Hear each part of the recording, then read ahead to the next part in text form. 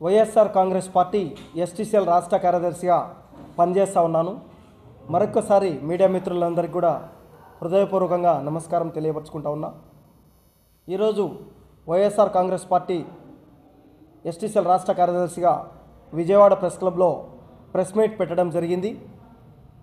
మేము ఈరోజు ఆంధ్రప్రదేశ్ రాష్ట్ర వ్యాప్తంగా వైఎస్ఆర్ కాంగ్రెస్ పార్టీ బలోపేతమే లక్ష్యంగా పనిచేస్తూ ఉన్నాను.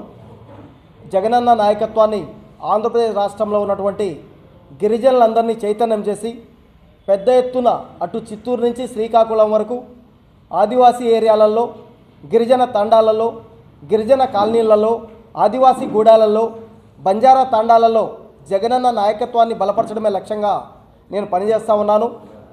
అలాగే ఆంధ్రప్రదేశ్ రాష్ట్రానికి 2024 ఎన్నికల్లో హామీలు ఇచ్చి ఈరోజు సూపర్ 6 అని చెప్పి ప్రవేశపెట్టి సూపర్ 6ను తుంగలో తొక్కి ఈరోజు చంద్రబాబు నాయుడు గారు పాలన కొనసాగిస్తూ ఉన్నారు.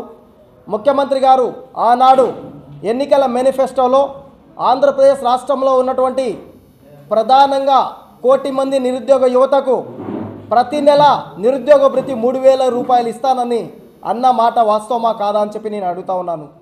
మరి 3,000 రూపాయల నిరుద్యోగ భృతి ఇస్తానని చెప్పి 1 కోటి మంది నిరుద్యోగ యువతను మోసం చేసింది చంద్రబాబు నాయుడు గారు కాదా అని చెప్పి అడుగుతా ఉన్నాను. అలాగే నారా లోకేష్ గారు విద్యాశాఖ మంత్రిగా ఉన్నారు.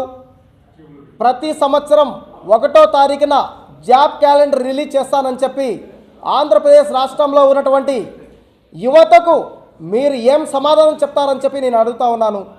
ఈరోజు దాదాపు 6వ తేదీ 7వ తేదీ ఈరోజు, మరి 1వ తేదీ పోయి 2026 వచ్చి 1వ తేదీ పోయి 7 రోజులైంది.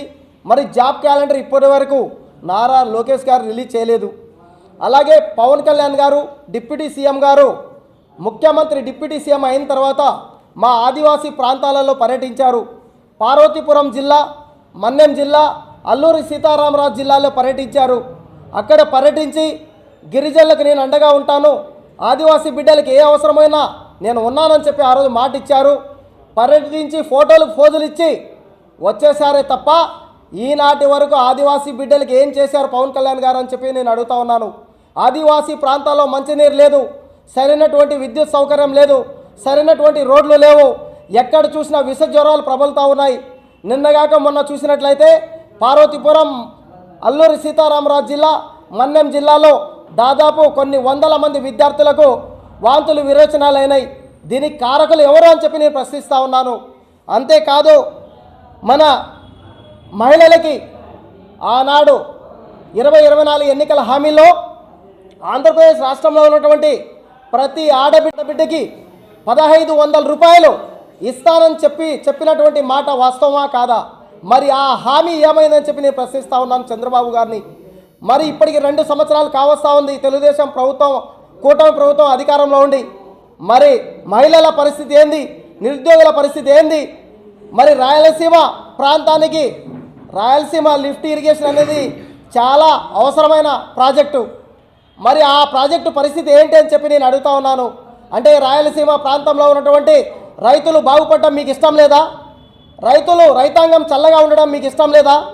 ఈనాడు రాయలసీమ ప్రాంతం ఈరోజు కరువు ప్రాంతంగా విరాజిల్లుతూ ఉంది. ఎంతోమంది రైతులు ఆత్మహత్యలు చేసుకుంటూ ఉన్నారు.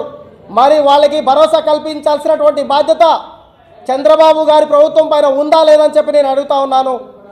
మరి ఉపాధి హామీ పథకం, ఈరోజు ఉపాధి హామీ పథకం కూడా సక్రమంగా పల్లెటూరులో, మారుమూల ప్రాంతాల్లో, గ్రామీణ పట్టణాల్లో సక్రమంగా కొనసాగడం లేదు. దీనిపైన కఠిన చర్యలు తీసుకోవాల్సినటువంటి అవసరం చంద్రబాబు గారి ప్రభుత్వానికి ఉంది. నిజంగా 3 సిలిండర్లు ఇస్తామని చెప్పారు, అక్క చెల్లెమ్మల జీవితాల్లో వెలుగులు నింపుతా అని చెప్పారు. ఆంధ్రప్రదేశ్ రాష్ట్ర ప్రభుత్వం వచ్చి అధికారంలోకి వచ్చి 2 సంవత్సరాలు దాదాపు కావస్తూ ఉంది. మరి 3 సిలిండర్లు అక్క చెల్లెమ్మలకు ప్రతి కుటుంబానికి ఇస్తానన్నారు. ఎన్ని సిలిండర్లు వచ్చాయని చెప్పి మీరు శ్వేతపత్రం రిలీజ్ చేయాలని చెప్పి నేను డిమాండ్ చేస్తూ ఉన్నాను.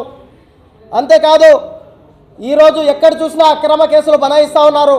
వైఎస్ఆర్ కాంగ్రెస్ పార్టీ ఆధ్వర్యంలో ఎంపీలు కావచ్చు, ఎమ్మెల్యేలు కావచ్చు, కార్యకర్తలు కావచ్చు, సామాన్య నాయకులు కావచ్చు, ఆంధ్రప్రదేశ్ రాష్ట్రంలో జరుగుతున్నటువంటి పరిణామాలపైన ఎవరైనా ప్రశ్నిస్తే అక్రమ కేసులు పెట్టి ఈరోజు జైల్లో పెడుతున్నటువంటి ఘనత చంద్రబాబు గారి నాయకత్వంలో ఉంది.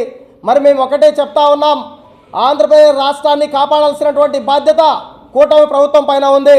అభివృద్ధి అన్నారు, అభివృద్ధి ఏమైంది? ఈరోజు రోడ్లు ఎటువంటి పరిస్థితుల్లో ఉన్నాయి?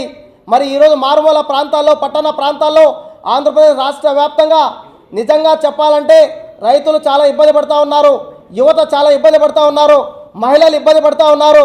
ఈరోజు తల్లికి వందనం ఎప్పుడు ఇచ్చారు? మొట్టమొదటిసారి సంతకం పెట్టిన వెంటనే తల్లికి వందనం ఇస్తాం, ప్రతి బిడ్డకి ఇస్తామని చెప్పారు. మరి తల్లికి వందనం 1 సంవత్సరం తర్వాత ఇచ్చారు. ఈ విధంగా అబద్ధపు హామీలు ఇచ్చి ఆయన ఎప్పుడు ఏం మాట్లాడతాడో చంద్రబాబు గారికి అర్థం కావడం లేదు. పవన్ అన్న ఒక మాట పైన ఏనాడు నిలబడినటువంటి ఘనత పవన్ అన్నకు లేదు. ఒక మాట చెప్తాడు, రేపు ఇంకో మాట చెప్తాడు. మరి నారా లోకేష్ గారు ఇప్పటికైనా జాబ్ క్యాలెండర్ను తక్షణమే రిలీజ్ చేయాలి. ఆంధ్రప్రదేశ్ రాష్ట్రంలో ఉన్నటువంటి ఆ యువతను ఆదుకోవాలని చెప్పి నేను డిమాండ్ చేస్తా ఉన్నా. అబద్ధపు హామీలు చెప్పి ఇలా అధికారంలోకి వచ్చి ప్రజలను మోసం చేయడం ఎంతవరకు సమంజసం అని చెప్పి నేను తెలియపరచుకుంటా ఉన్నా. రాబోయే రోజుల్లో రాజీ లేని పోరాటానికి శ్రీకారం చుడతాం. మీ నాగేంద్ర నాయక్ చౌహాన్, వైఎస్ఆర్ కాంగ్రెస్ పార్టీ ఎస్టీసీఎల్ రాష్ట్ర కార్యదర్శి, ఆంధ్రప్రదేశ్.